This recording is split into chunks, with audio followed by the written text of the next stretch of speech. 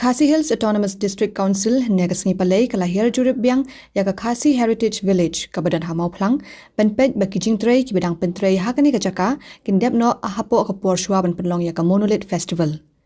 Yakani kijing jurip layalam dau Deputy Chief Executive Member uba pinshangan lang nandas aim hakajing don lang ki MDC ki officer katanat PWD ki head pulit katanat traffic bagi nong penyat kahima mau plang.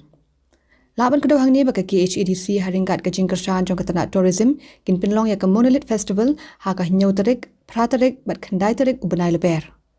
Kani ka kenhun jurip kali jengok ya baru kijing tai naduk kidukan balabu bende ki marba mardi kijing bam tenrai ki tiar tenrai besnahi nolor ki ying trap jong ki hima ba pher ka rilum khasi ka lumpung ya put yatem bat ya shat nala tenrai bat kiwei katem keput kumpau mentang ka bam gadi nang tak kitiar ki bengi sina mangi mo ki khra khando ba kiwei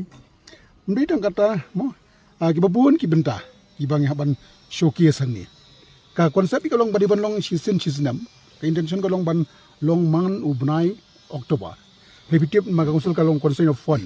kamdai ka besuk mendaru nia trilang bat ka Meghalaya Age Limited bat ka tourism department dengan penlong kumni kum kalong deka konsep ki jong ka long ba kumbah po nagalan gidung ka Hornbill Festival ini di Bandung Monolith Festival bangin skam bangin system lain ni kan ni tradition ngin la pamandra udah ka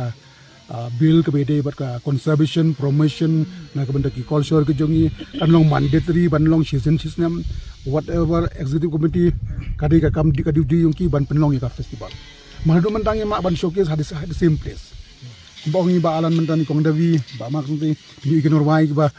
rwai tenrai ke jongi bam tenrai ka chat ter hima ke kendu hang ni don mentak hat atli ki hima ke ba showcase ki hot si jongki dengan try kan ni ka de ka main objective ka jongi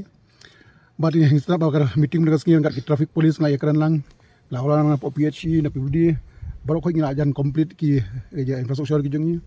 ba traffic ngi dang ekran bala kumnu ngin sa bu ya ka mo ngin sa ya ka publicity ba